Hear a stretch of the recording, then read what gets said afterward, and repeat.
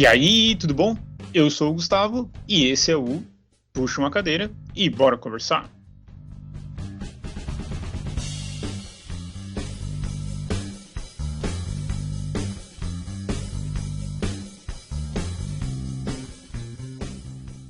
Tudo bom com vocês? Esse é mais um episódio dessa jornada em áudio. Aqui a gente fala de tudo de uma forma leve, descontraída.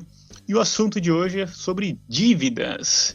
Como se livrar, como que começa, como olhar. Vamos falar sobre tudo isso. E a ideia, claro, é fazer esse bate-papo com você. Por isso que a gente cobra bastante, pede bastante essa interação. Mas, para me ajudar nessa viajada, eu conto com ela. Ninguém mais, ninguém menos que uma das responsáveis em deixar todo o nosso marketing uma maravilha. Ela, Ana Carolina. E aí, Ana, tudo bom? Tudo ótimo, Gu. Tudo bem, gente? Devidamente apresentados, bora conversar.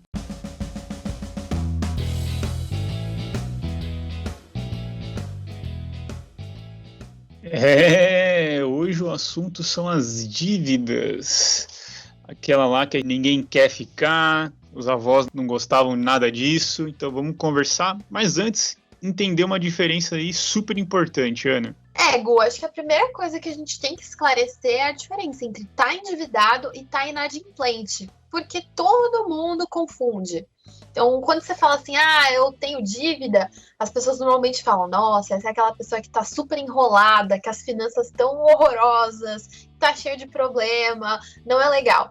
E não necessariamente, né? Você ter uma dívida, é você precisar pagar dinheiro para alguém. Você pegou emprestado e você tem que devolver. Então, isso é você ter uma dívida. Então, se eu financiei a minha casa, eu tô devendo pro banco. Agora, isso significa que eu tô enrolada, que as minhas finanças estão ruins? Não. Se eu tô ali pagando todo mês, bonitinho, não tá me apertando, tô investindo, beleza, eu tenho uma dívida, mas tá ali.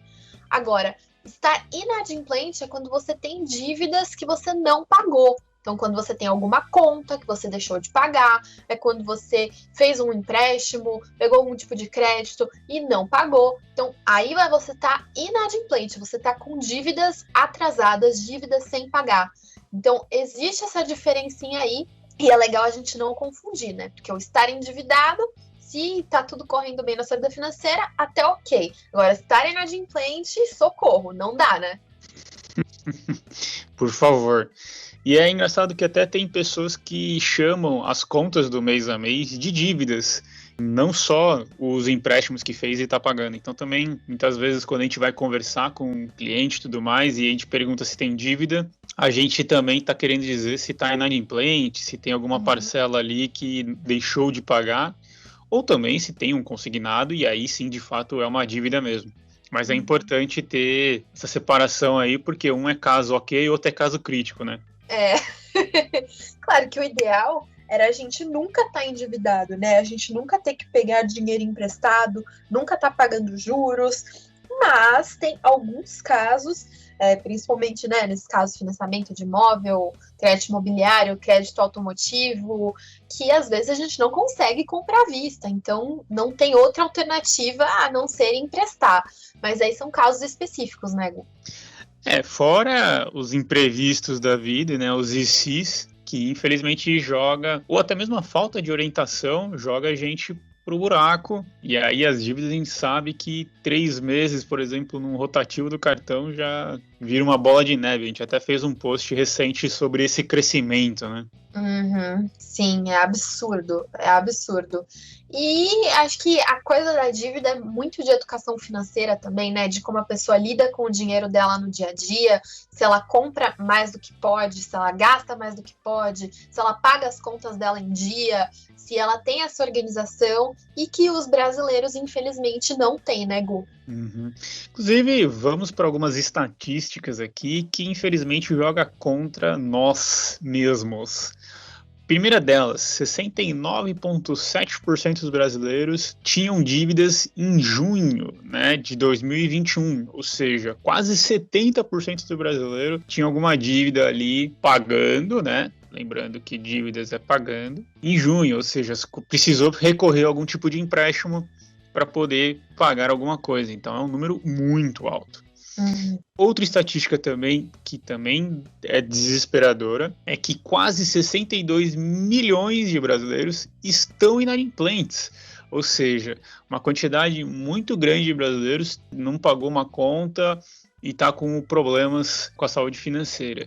Então, é muita gente, é muito preocupante, por isso que a Du aqui se preocupa bastante em gerar informação de qualidade, e esse podcast a gente pretende ajudar essas pessoas nessas situações. Uma loucura, né? 62 milhões, gente, é muita gente. E é muita gente com dívida que não pagou. Então você pensa, a pessoa já teve que fazer uma dívida e ela não conseguiu pagar a própria dívida. Você vê o nível que tá ruim a coisa. A gente até viu mais uma estatística de que a média do valor das dívidas do brasileiro, isso foi para maio de 2021, né, estava em R$ 3.937. Então, também super recente, a dívida média aí dos brasileiros estava quase chegando ali nos 4 mil, o que já é mais do que a renda mensal de boa parte dos brasileiros e boa parte das famílias endividadas, né? Então, tem gente que tá devendo mais do que ganha em um mês, sabe? Como que a pessoa vai conseguir pagar também? Assim, à primeira olhada, a gente tem uma sensação de que nem é um valor muito absurdo, né? Quase 4 mil reais. Mas tem esse outro detalhe, né? A média dos salários brasileiros, a gente tinha feito até uma pesquisa recente, quando a gente falou sobre esse assunto, estava na casa dos 2,5, né? Lembrando que tem muita gente que recebe salário mínimo, então é osso. E eu diria que dos principais pontos que faz as pessoas não conseguirem pagar uma dívida que teoricamente não é alta, infelizmente, são os juros, né? E a parcela que você tem que acabar arcando, que acaba ficando muito pesado no orçamento. A gente viu que a média ali dos juros do rotativo do cartão de crédito é mais de 300% ao ano. 300%, gente, é muito alto, é muito alto. E o parcelamento, né, da fatura do cartão, que se aproxima ali dos juros do cheque especial, tá em mais de 150% também ao ano. Então, são juros muito absurdos, né? Você pensa que são os créditos que o brasileiro mais recorre e são justamente os mais altos, e eles fazem rolar a bola de neve que a gente já falou, né? Se num mês está devendo 5 mil, daqui a 3 meses você está devendo 15 mil, daqui a 9 meses, um ano, você está devendo 40 mil. E isso, infelizmente, não é exclusividade de homem ou mulher, né? A gente está vendo alguns números aí que, pelo jeito, não é bem assim, né? Pois é, menino. As mulheres, elas têm aquela fama de serem as descontroladas, as que não podem ver um sapato na promoção, as que não são boas com dinheiro. Inclusive, as mulheres têm, né, estatisticamente, salários mais baixos do que os homens. Então, em teoria, estariam mais propensas a se endividar. Só que as estatísticas dizem que 50,1% dos devedores são mulheres. Então, assim, tá pau a pau, né? 50,1% mulheres, 49,9% homens. Então, as mulheres não são mais descontroladas, não, viu? Muitas acabam sendo chefe de família, então nem pode ser descontrolada, tem que estar ali mantendo a rédea na mão, né? Firme. E, inclusive, as mulheres negociam mais as suas dívidas. Então, a gente viu lá nas estatísticas que 53% das pessoas que negociam são mulheres. Então, acho que entra muito nessa característica de ser a pessoa que cuida das finanças na casa, né? Que olha mais para esse ponto. Aí entra até uma curiosidade, a gente já falou algumas vezes aqui, mas vale também lembrar.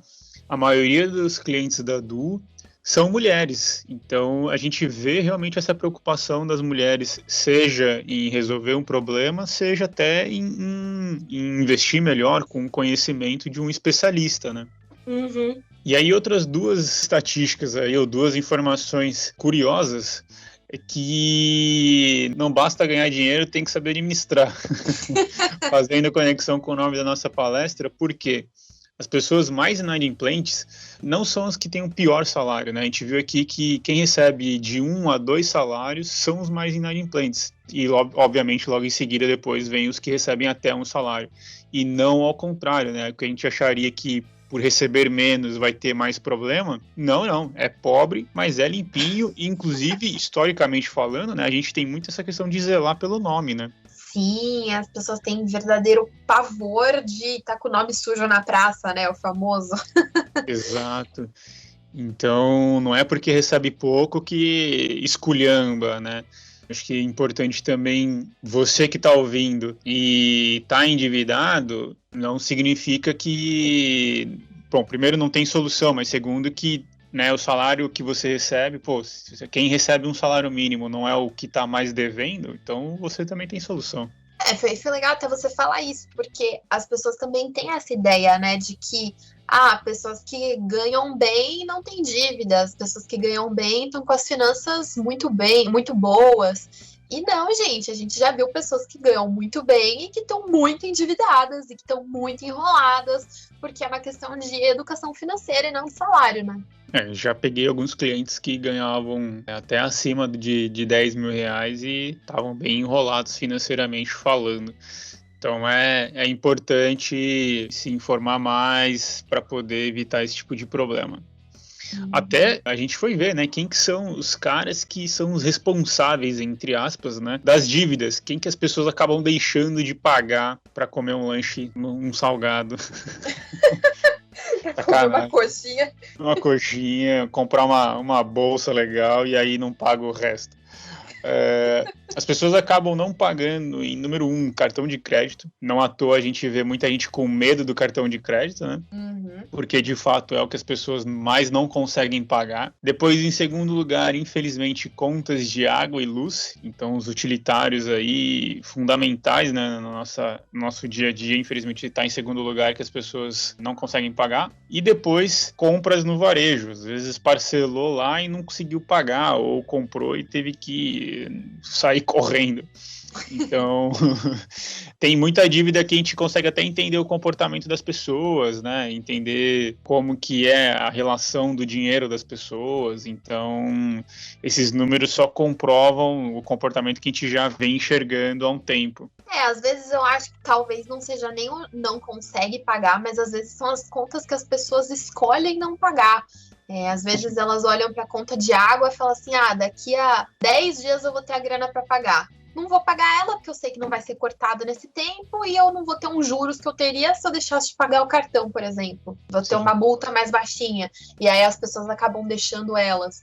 Ou até o cartão de crédito, talvez seja uma das que as pessoas mais, né, tenham, porque é justamente a ferramenta que elas usam para gastar mais do que podem. Então, é aí que vai vir o preço, né? Tipo, o boleto vai vir no cartão. Então, aí não tem nem como pagar. Também são as escolhas que cada um faz. E tem também os que esquecem, né? É impressionante a quantidade de pessoas que esquecem de pagar os utilitários, os que acabam não ficando em débito automático, os que estão indo em boleto, ou até mesmo o cartão de crédito, que passou da data lá, a pessoa esqueceu de pagar, e aí, no geral, já vai pagar multa, né? Ainda mais quando você usa o mesmo cartão que é onde você tem conta. Normalmente você não recebe o boleto. Você tem que entrar lá no aplicativo e falar, quero pagar a fatura. Exato. Então também tem bastante coisa aí que acaba ajudando as estatísticas serem negativas para essas contas aí.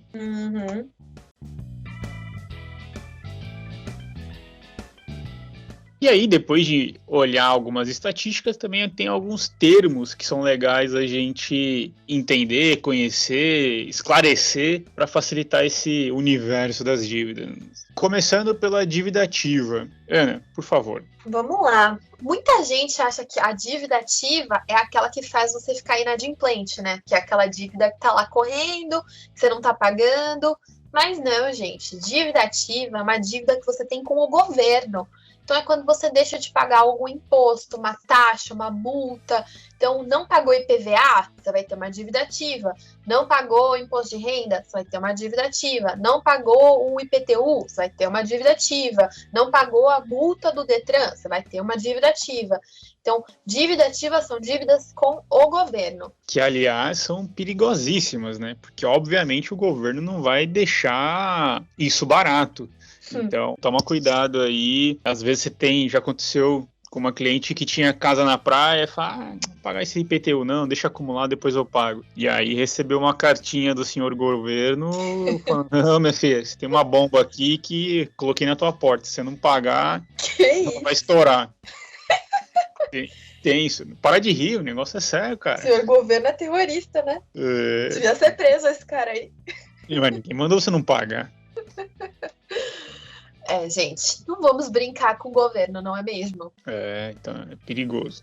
E aí você teve uma coisa que você falou, né, que é legal já separar, que você falou da galera que fica inadimplente, né, que muitas vezes confunde com a dívida ativa. Essas dívidas são as dívidas negativadas, que é aquela que se você não paga, o teu nome vai para os birôs de crédito. Então, se você não paga, você fica inadimplente, são as dívidas negativadas. E que é o nome sujo, né, que a gente fala. Exato, é o nome sujo. E também muita gente não sabe direito o que são esses birôs de crédito, né? Famoso Serasa, SPC, Boa Vista, nananã, que são aqueles bancos de dados. Então são empresas que compartilham entre si as informações e falam para as pessoas: você está endividado, você tem uma dívida aqui que você não pagou e você tem que pagar, porque seu nome tá sujo aqui.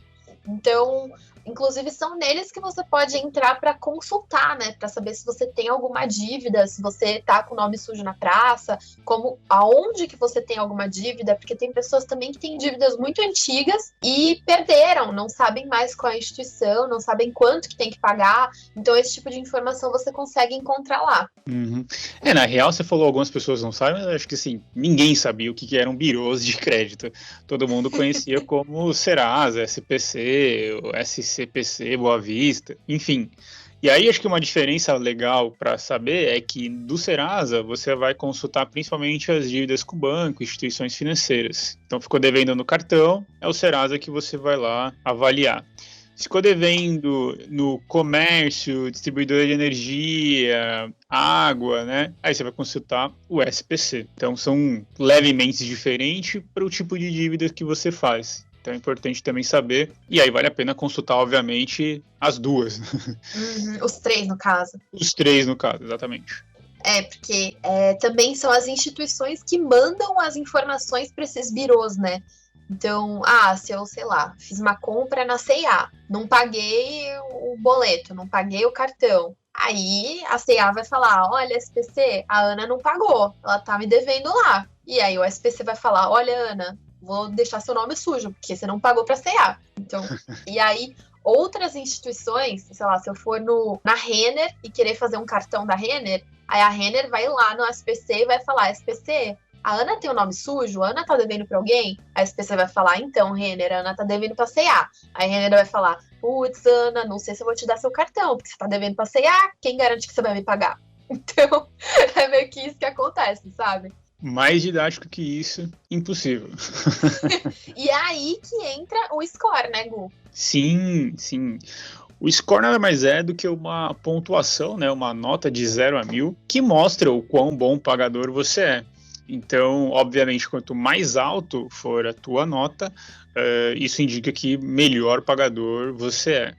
E aí, cada birô, né, cada Serasa ou SPC, tem a sua forma de avaliar, e na Serasa ele coloca, né, que entre 300 e 700 pontos o teu risco de não pagar é um risco médio.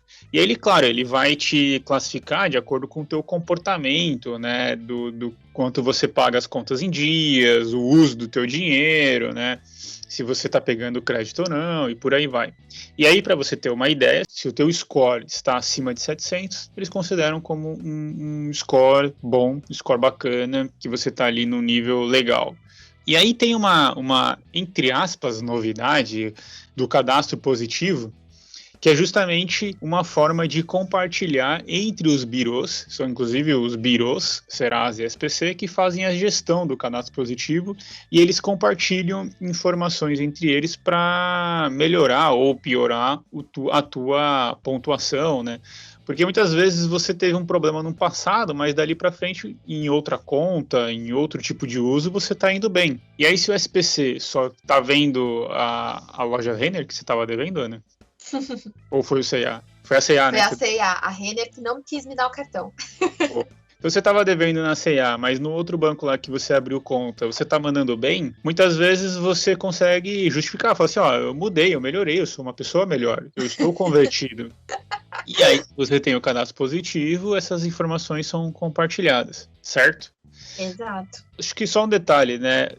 O cadastro positivo ele é obrigatório, na verdade, tá? Você que tem que ir lá falar se você não quer que seus dados sejam compartilhados, mas hoje em dia todo brasileiro já está com seus dados dentro do sistema do cadastro positivo, até porque, na verdade, é super positivo você poder ter essas informações compartilhadas para você poder ter crédito melhor, poder ter umas facilidades financeiras aí quando a questão é a avaliação. É isso, né? Porque a função dos birôs e a função do score é exatamente isso, é mostrar para as instituições o quão bom pagador você é. Então, a instituição vai levar isso em conta na hora de te dar um cartão de crédito, na hora de te dar algum tipo de empréstimo, algum tipo de produto financeiro. Então, você ter um score ruim, ou você tá com o nome negativado, ou você ter dívidas, isso faz com que, caso aconteça alguma coisa no futuro, precise do empréstimo urgente, talvez você não encontre, ou talvez os juros oferecidos sejam bem mais altos do que os de outras pessoas, porque eles entendem que é mais arriscado emprestar para você do que emprestar para outro. Então, por isso que é importantíssimo ficar atento nessas coisas e entender como que funciona tudo isso, né? Porque não é só uma questão de honra. Ah, não, teu nome sujo é ruim porque eu não quero que digam que o nome tá sujo. E aí vem alguém e fala assim, dane-se, tô nem aí, pode falar que tá sujo, isso não me afeta em nada. Tipo, não, na verdade afeta. Então você tem que entender o quão ruim é você ter dívidas, você ter um histórico ruim, você ter um score baixo, que isso pode te prejudicar lá na frente. E não só em dívidas, tipo empréstimo, mas até financiamentos e outras coisas que são beneficiais para você, né? Boa.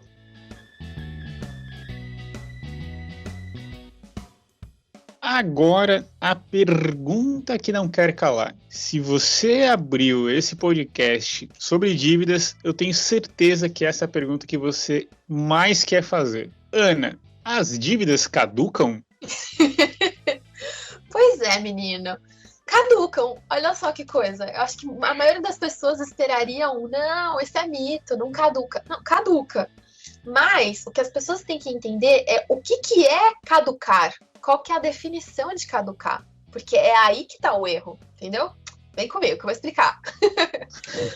Quando a dívida tem mais de 5 anos, a empresa não pode mais negativar o seu nome. Então, ela tem que tirar o seu nome dos birôs de crédito, tirar o seu CPF de lá. A dívida não pode mais afetar o seu score e tudo mais. Então, em teoria, depois de 5 anos, você fica com o nome limpo. Só que isso não significa que a dívida para de existir, caduca, você não tem que mais pagar, acabou, uhul. Não, gente, a dívida continua lá, você continua devendo para a instituição. Inclusive, o seu CPF continua no banco de dados do Banco Central, como você como um devedor. E a empresa pode continuar te cobrando. Então, não é que, depois de 5 anos não preciso mais pagar. Não. Calma aí. Depois de 5 anos, a dívida continua a existir. Ela só não vai mais afetar o seu nome nos birôs de crédito. Boa. Essa é a grande diferença. Ela caduca, mas ela não deixa de existir. Então, meu filho, não vai ficar esperando 5 anos para você se livrar dela. Paga. Se organiza para pagar, que é melhor. Imagina, o tanto de gente que fala assim, nem vou pagar, já passou muito tempo, aí daqui a pouco eu não vou mais precisar pagar. Sabe de nada, inocente. Boa. E aí tem uma diferença pequena para quando a dívida prescreve, né? Acho que é legal também comentar. A dívida, ela prescreve, e aí isso significa que ela não pode ser mais cobrada judicialmente. E aí tem algumas datas diferentes para alguns tipos de contas diferentes. Por exemplo, se você tem uma dívida de aluguel, empréstimo, elas prescrevem, ou seja, não vai ser mais cobrada judicialmente depois de 3 anos. Dívidas de cartão de crédito, cheque especial, aí são as que são 5 anos. Agora, por exemplo, água, luz, telefone e gás só vão prescrever depois de 10 anos. Então, não adianta querer sumir do mapa, que é importante você ser cobrado sim, porque imagina se você fosse o dono do estabelecimento. Então é importante a pessoa te encher o saco para você pagar. Porque eu acho, inclusive, que mesmo depois que a dívida, em teoria, prescreveu, as instituições vão continuar cobrando. Porque eu acho que elas contam com a desinformação das pessoas, sabe? Eu não acho que, sei lá, a dívida do cartão de crédito passou 5 anos, a instituição o banco vai parar de te ligar. acho que ele vai continuar te ligando falando que você tá devendo e ele não vai te falar, já prescreveu, mas eu queria que você me pagasse. Não, ele vai contar que a pessoa vai continuar apavorada porque tá devendo para ele. Mas também acho que as instituições, nenhuma delas é boba e vai deixar a dívida prescrever, né? Então, em muito menos de 5 anos, de 3 anos, de 10 anos, se você não pagar, a empresa provavelmente vai te acionar na justiça. E aí, isso é importante falar. Esse período, né, de que aí ela não pode mais ser cobrada judicialmente, isso é para o início do processo. Então, se o processo ainda está correndo, mas já passou mais de 5 anos, aí esse prazo não tem nada a ver. O processo está correndo, você vai ter que pagar. E provavelmente vai pagar uma multa ainda, o juiz vai lascar com você.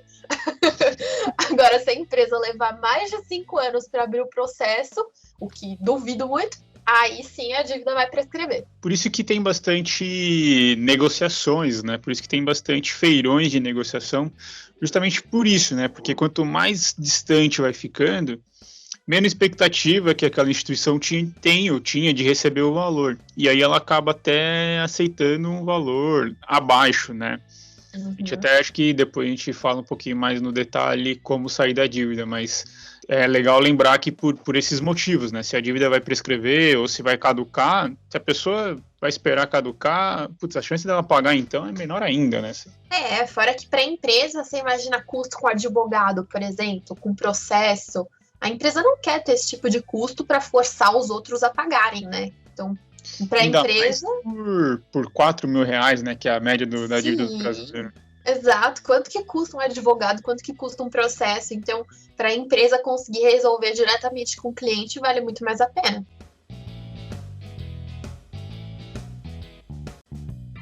Tem outro detalhe também que é legal comentar. Inclusive, a gente já respondeu no Yagoradu. E é uma dúvida curiosa, que as pessoas às vezes não param para pensar, e quando acontece essa parte, infelizmente, ruim, aí que elas ficam desesperadas porque não sabem o que tem que fazer. As dívidas, Ana, podem ser herdadas? Então, né, eu já vi muita gente zoando com isso, assim, né? Tipo, minha família é tão pobre que eu não vou herdar nada, só dívida. Essa é a hora que eu te digo, querido, você não vai herdar dívidas, porque dívidas não são herdadas. Claro, se a pessoa... Sim, se a pessoa, né, que faleceu tiver algum tipo de patrimônio, então tiver um imóvel, tiver dinheiro guardado no banco, se ela tiver algum tipo de patrimônio que vai ser herdado, que vai ser distribuído para os herdeiros, a dívida vai ser abatida desse patrimônio. Então isso judicialmente acontece. Então, sei lá, se eu estou devendo 100 mil e eu tenho lá 500 mil no banco e eu não paguei porque eu não quis pagar, os meus herdeiros eles vão receber 400 mil, porque esses 100 mil vão pagar quem eu estou devendo. Agora, se eu não tenho patrimônio nenhum, então os meus herdeiros não vão ter que herdar essa dívida. Então a dívida aí sim caduca, expira, enfim, né? Não vai ser pago porque a pessoa morreu. Sim.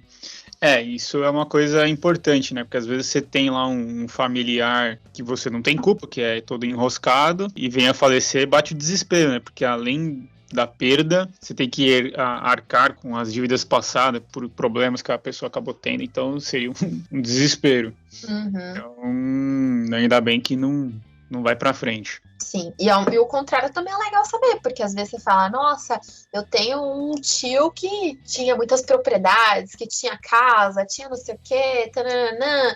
Aí depois você vai descobrir que ele tinha dívida. Já era, meu filho. Isso daí não vai tudo pra você, não.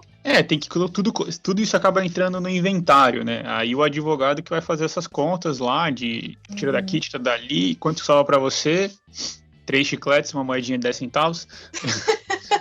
Então vai tudo pro inventário, as dívidas também vão, por isso que acaba afetando o patrimônio de herança, né?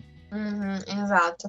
E a gente falou da dívida ser herdada, e outra pergunta que as pessoas também fazem muito é: eu posso ser preso por não pagar minhas dívidas? Eu tenho certeza que essa pergunta é na cachorrada.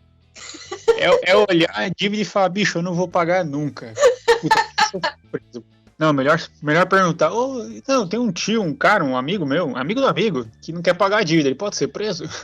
Ninguém bem intencionado parou pra pensar nisso, né? Não, ninguém fala, puta, deixa eu pagar aqui, porque, pode ser que eu possa ser preso. Não, tenho certeza que é o contrário, acho que eu não vou nem pagar. puta, mas e se eu for preso? É cachorrada, tem cheiro de cachorrada. Concordo. E aí, por mais que cada dívida tenha uma ação, né, uma consequência diferente, então se você não pagar uma conta de água tem uma consequência, se não pagar uma loja tem outra consequência, a única que você pode de fato ser preso é se você não pagar a sua pensão alimentícia. Então, né, tem lá o acordo, não pagou, vai dar cana, vai dar cadeia. As outras foi o que eu falei, vai ter uma consequência diferente e, obviamente, você até pode ser processado, mas não ser levado em cana. Então, você, cachorro, pode respirar mais aliviado aí. Mais ou menos, não é porque você não vai ser preso, mas nisso do processo, a justiça pode até congelar suas contas. Então, Sim. você não vai ter dinheiro pra pagar nada, você não vai ter dinheiro pra pagar seu aluguel, tipo, e aí? Então, também não é assim falar, não vou ser preso, uhul, posso ficar devendo. Vou comprar, não vou pagar nada. Não faça isso, porque vai chegar uma hora que você não vai ter conta em banco, a justiça vai bloquear todos os seus bens e vai ficar te perseguindo e não vai dar bom pra você, não. Boa. Obrigado, Ana. Agora você melhorou a conclusão, porque a pessoa que já estava pensando em cagar todo o sistema financeiro aí, agora vai ficar com medinho, e essa é a ideia. A gente tem que mandar real, né?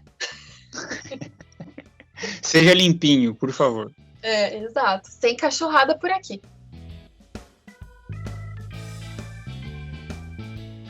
E por fim, para a gente encerrar esse podcast maravilhoso, vamos dar agora as dicas de como sair, né? Já tá no olho do furacão, beleza. Então, o que fazer, Ana? Então, eu acho que a primeira coisa que a gente tem que conversar é sobre esse estado mental que as pessoas ficam por ter dívidas. É um negócio que mexe muito com o psicológico das pessoas. Até falamos isso em um dos episódios recentes sobre psicologia e finanças, que as pessoas ficam meio loucas, né? Você até brincou, os avós não gostam de seu nome sujo. A real é que ninguém gosta.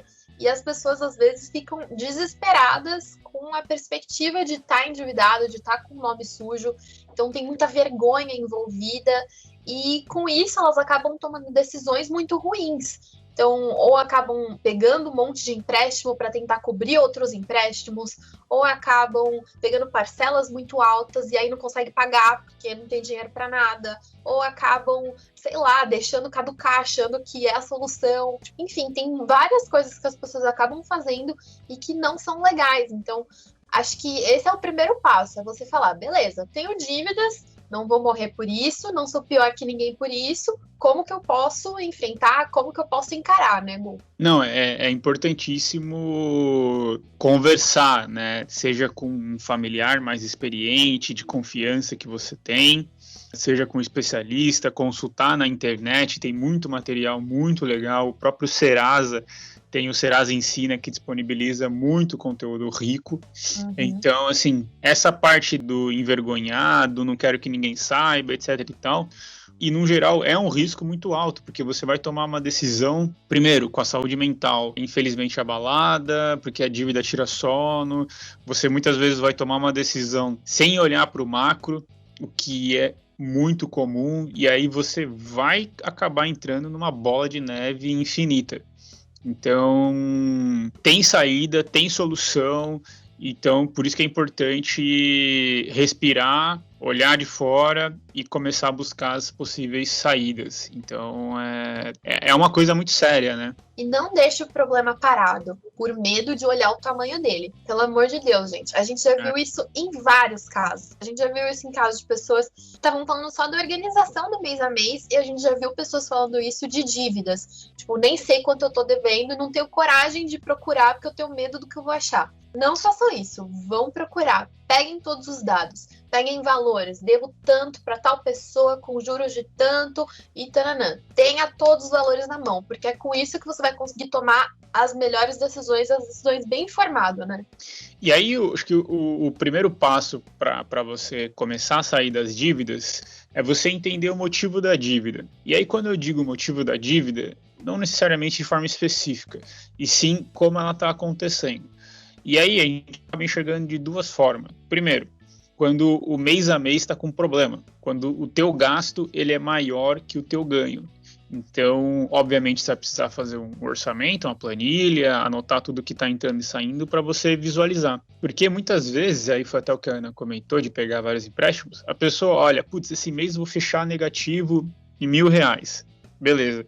Vou pegar então, sei lá, 1.500 para ficar com uma folguinha. Só que se tuas contas forem altas, no outro mês você também vai ficar 1.500, R$ 1.000 negativo. Então, o problema não é ficar pegando empréstimo para você corrigir o seu saldo, e sim olhar o que você vai precisar cortar, dar passo para trás. Você está com várias caixas na mão e está querendo pegar mais alguma outra vai cair do teu colo. Então, é importante você olhar esse detalhe do seu mês a mês para você poder entender se é isso mesmo, né? Perfeito. E aí, se o problema for o mês a mês, não tem jeito, você vai ter que organizar seu orçamento primeiro, né? Então, ou cortar gastos, otimizar gastos, ou buscar renda extra, enfim. Sim.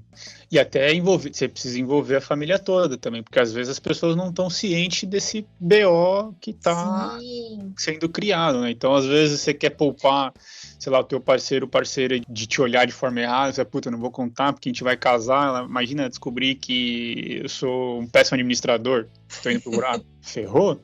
Ou até mesmo assim, puta, não vou falar pro meu filho, né? O que tem a ver envolver meu filho com as finanças? Mas se teu filho não sabe, ele vai ficar te pedindo, vai te botar em umas situações que são normalmente desagradáveis, né? Pô, ele vai querer comer um Mac, uma pizza, um brinquedo. E aí, se você falar, ó, filho, a gente tá numa situação um pouco mais complicada, vamos dar uma segurada nas contas, por exemplo. É importante para poder todo mundo entender, porque senão você vai ficar estressado sozinho. E aí é o cabelo que você perde. Bem lembrado. Ótima dica. E aí, claro, se não é no mês a mês, às vezes é pontual. Então, fez a tua lista, você falou, cara, se eu não tivesse minhas dívidas, essas minhas contas que eu tô vendo aqui iriam caber no meu orçamento, o quanto eu ganho. Então, o problema é pontual. Você precisa resolver alguma coisa que tá te acarretando, que tá te levando mês a mês ter o problema. E aí, obviamente, você vai olhar para o que tá te levando ter o problema para você poder resolver. Também tem o cenário, né, de redução de salário ou demissão, que aí entra na dica que a gente até fez no último podcast que a Ana lembrou, que é a renda extra. Então, não adianta você também pegar um empréstimo, por exemplo, para quitar um mês. Porque você não sabe quando que você vai voltar a trabalhar, infelizmente. Pode estar, às vezes, recebendo alguns retornos de entrevista, mandando currículo, mas sem a certeza é meio complicado. Então, às vezes é melhor pegar 3, 4 meses de contas pagas, porque quando você voltar a trabalhar, você vai negociar essa dívida, às vezes o valor que você vai ganhar é possível até quitar de uma vez, enfim. Mas é importante você olhar macro, olha a projeção, para você poder pegar um valor que seja realmente bom. Até porque também, se você ficar pegando muito empréstimo, vai ter uma hora que você não vai conseguir mais pegar. Bem lembrado. Você vai ficar meio que de mãos atadas, né? Aí, se você precisar de novo, você não vai ter o recurso. E aí, o seu score vai baixar, porque você tá pegando muitas vezes. Aí, os juros vão começar a ser cada vez mais altos. Então, tem que pensar direitinho nisso mesmo, de pegar um valor que resolva o seu problema e não pegar um valor mais baixo possível para resolver só por hora. Não, olha para o macro, que nem o Gu falou. E, aliás, em teoria, no caso de uma demissão, no caso de um salário reduzido, no caso de um problema pontual, um imprevisto, não era nem pra você ter que fazer dívida, porque em teoria você já devia ter uma reserva de emergência. Mas a gente sabe que as pessoas às vezes estão começando a se organizar agora, né? O pessoal está começando a construir a reserva, então pode ser que aconteça, que calhe. Mas o ideal é que não aconteça. O ideal é excelente puxada de orelha. Bela bronca. Toma distraído. Não, porque a gente fala assim, uma dívida diante de um imprevisto, alguma coisa assim, porque acontece, mas em teoria não era para acontecer. Em teoria era pra gente estar preparado para isso já. Então, também não espere acontecer algum tipo de imprevisto, acontecer alguma coisa para você perceber o quão ruim é ter que pegar uma dívida, sabe? Se prepare para isso antes e fique tranquilo. Mas... um detalhe, desculpa, né? Demissões, realmente às vezes a gente não espera, porque está dedicado ali no trabalho, né? Redução às vezes também não. Mas pandemia, ninguém espera. E a pandemia travou o trabalho de muita gente, fez muita gente ser mandada embora. Então, existe coisas que infelizmente são imprevistas, existe coisas que tá fora do nosso alcance. Então, A pandemia provou, se as pessoas tivessem pelo menos aí 3 meses, 6 meses de contas pagas, né, na reserva de emergência, poderia ter passado muito mais branda, né? Com certeza, o povo não estaria tão desesperado, não estaria todo mundo passando perrengue, a situação do brasileiro seria muito diferente, inclusive aquelas estatísticas todas que a gente viu não estariam desse jeito, né?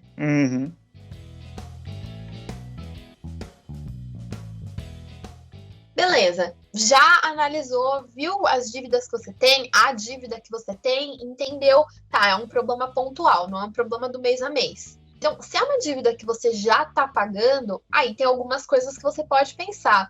Tô pagando até que tá cabendo no meu orçamento, ou não, tá me apertando um pouco, mas ela não tá lá parada, não tô negativado. O que você pode fazer é tentar acumular em paralelo para quitar mais rápido. Então, tá sobrando um dinheiro ali no meu mês a mês, esse dinheiro eu vou guardo o máximo possível para juntar, investir, e aí com esse dinheiro que eu tenho já na mão guardado, acumulado, eu vou e tento quitar de uma vez essa dívida, porque aí eu tenho o poder da negociação, né? Posso chegar para a empresa e falar, ô instituição que eu tô devendo, tudo bem, querida? Eu tenho aqui, ó, X reais, você faz mais barato para mim se eu te dar tudo na hora de uma vez? E aí você tem o poder da barganha. Então, também é uma boa. E aí, claro, né? Às vezes não vai conseguir quitar ela inteira, mas você quitando uma parte, o valor, né, da dívida diminui. Aí, talvez os juros que eles te cobrem sejam menores, a parcela fica menor. Enfim, tudo você consegue organizar a partir daí. E outra coisa que você pode pensar em fazer é mudar o tamanho da parcela. Se eu tô com uma parcela muito alta, que tá ali me sufocando todo mês, não tá sobrando nada, nem R$1 por conta dessa dívida, às vezes faz mais sentido você mudar. E sim, a gente sabe que ao escolher, né, uma parcela mais baixa, você provavelmente vai pagar durante mais tempo, você às vezes vai ter um juros maior, mas é aí que a maioria das pessoas acaba confundindo, né? A prioridade é ter uma parcela que não te aperte, porque se a parcela te apertar e aí tiver um novo imprevisto, você se lascou de novo. Agora, se você tem uma parcela que te dá uma folguinha ali no mês, aconteceu mais alguma coisa, você tem essa folguinha para tentar dar conta, né? Você não vai se enrolar de novo. Então, por mais chato que seja pensar que você vai pagar mais por aquela dívida, que você vai ficar mais tempo pagando, tipo, sim, é chato, é horrível, ninguém gosta dessa ideia, mas vai por nós, vai ser melhor. Priorize o mês a mês, né? Não, e a parte da parcela, ela é tão importante, e eu acho que é um dos grandes problemas, porque quando você vai pedir um empréstimo, é difícil você ter uma parcela suavona. A gente até levantou aqui uns números, né, de uma cliente recente que precisou pegar, e olha a diferença das instituições. Ela simulou R$2.000 no Itaú e R$2.000 na Nuconta. E para pagar em 24 meses, no Itaú os juros eram de 8,33 e a parcela 249. Na Nuconta, o mesmo valor pedido emprestado pelo mesmo prazo, os juros, em vez de 8,33, 3,95. E aí a parcela ficou 134 e não 249. Então, né, do Itaú, quase o dobro. Então, essa é a prioridade. É escolher, claro, que aqui no caso ela teve sorte de escolher um juros legal. Mas se ela não tivesse na Nuconta, se ela não tivesse outros lugares para consultar, o ponto seria olhar para esses 249 e talvez jogar para 36 meses, se desse, né?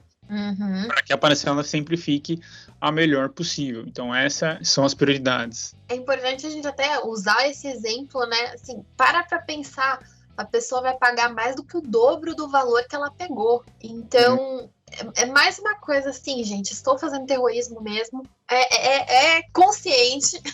Não pegue empréstimo, não faça dívidas, porque olha isso, ninguém quer pagar mais do que o dobro do que você pegou com alguém. Pense em tudo que você poderia comprar, em tudo que você poderia fazer com esse dinheiro. Não deixe chegar nesse ponto. Isso é uma coisa que eu sempre brigo com eles. Eu falo, tá vendo essa taxa aqui de usar o cheque especial? É uma taxa que você poderia estar... É um dinheiro mal gasto. Porque se você gasta muito com besteira, sei lá, puta, Gustavo, extrapolei no final de semana, tomei muita cerveja. Mas, pô, você se divertiu, você tomou uma cerveja, você consumiu aquilo ali de uma forma prazerosa. Agora, a taxa não tem absolutamente nada de prazeroso, tem absolutamente nada de consumo ali útil. É taxa. mau uso. Então, é jogar o dinheiro pela janela. Exato, é rasgar o dinheirinho. Então, evite. E aí a Ana comentou das que você está pagando, mas também tem as que às vezes já estão paradas, que você abandonou ali, que falou, puta, eu nem consigo, né? Esse 249 que você comentou, eu nem consigo, então ficou lá de canto. E aí só aumentando o bolo. E aí foi o que eu falei, né? O próprio Serasa disponibiliza feirões, você vai ter que negociar.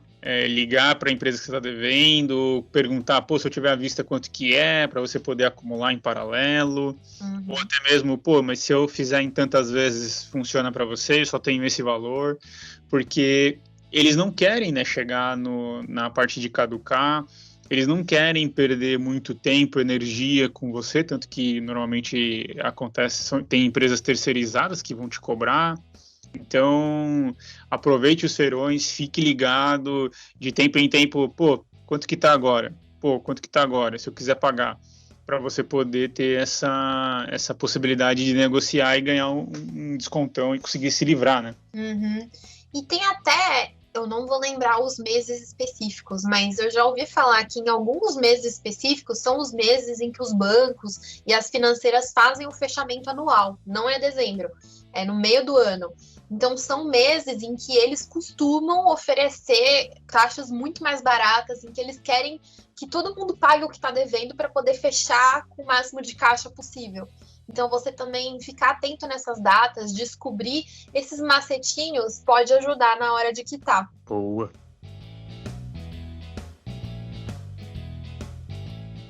E aí você fala, beleza, mas o que mais que eu posso fazer, né? Bom, você sempre pode avaliar quando entra um dinheiro a mais, se é bacana você usar ele para amortizar as dívidas, para quitar as dívidas. Então, 13º, ou às vezes recebeu alguma herança, conseguiu vender alguma coisa, férias, o FGTS que você pode usar para ir amortizando os financiamentos. Tem várias coisinhas, né? Aquela grana a mais que acaba entrando. Às vezes a restituição do imposto de renda, que também é um dinheiro que muita gente até esquece que existe, e tem gente que recebe, e aí fala, putz, veio uma grana aqui na minha mão, e aí, o que eu faço com isso? Você vai torrar? Vai comprar roupa? Não, gente, se você tem dívida, avalia.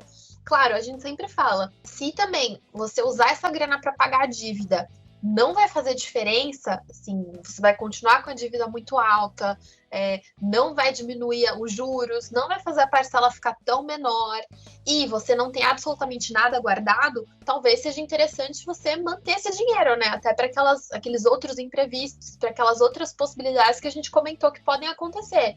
Então, não necessariamente. Da reserva de emergência, bem lembrada. É importantíssimo. Às vezes as pessoas querem quitar, foi o que você falou, mas às vezes não muda nada, então, já deixa alguma graninha ali de reserva. Perfeito.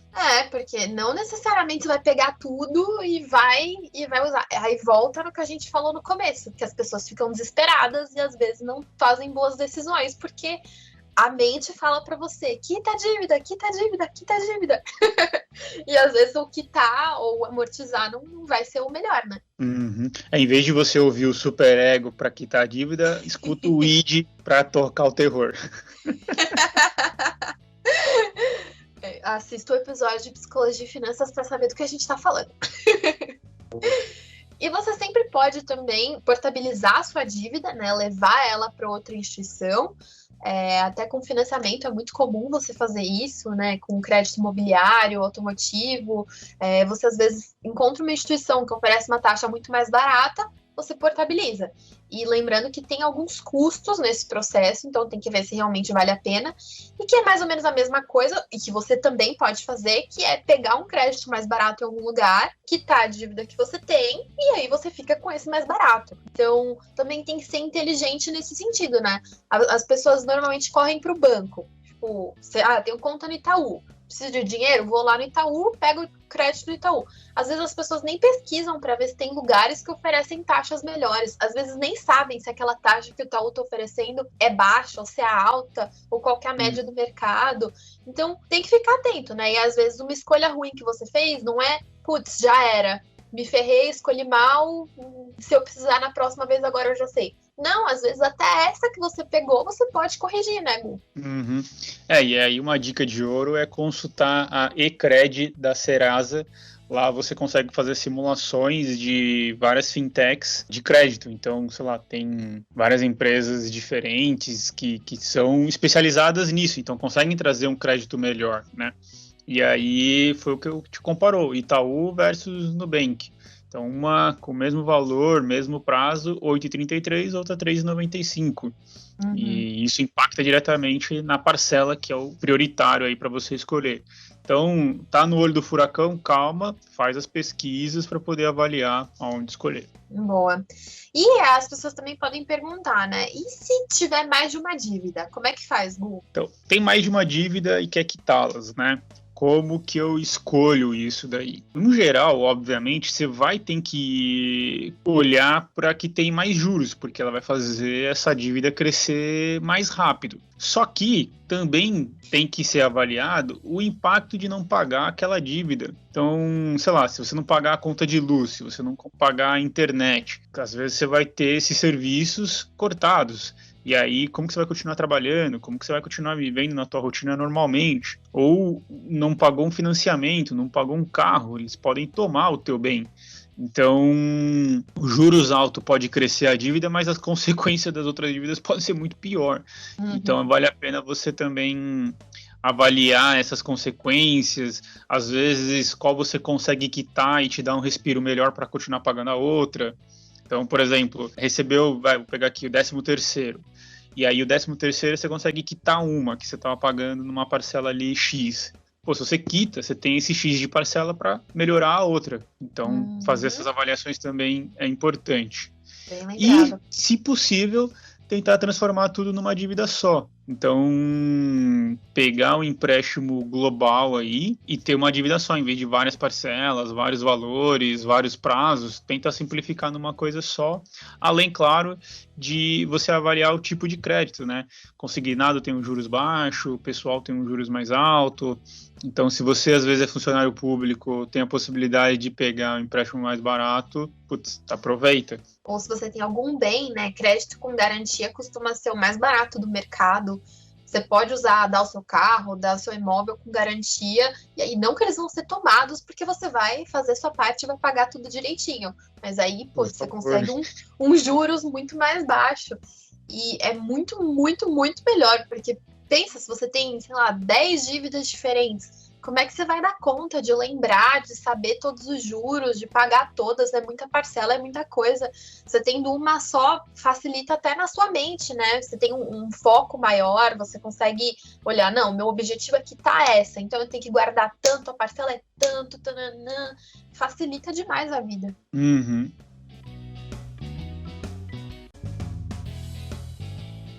Dívida é um assunto muito sério, por isso que a gente fez questão de fazer esse podcast super especial, trazer nomenclaturas, o que fazer, para você evitar e poder resolver o quanto antes, certo?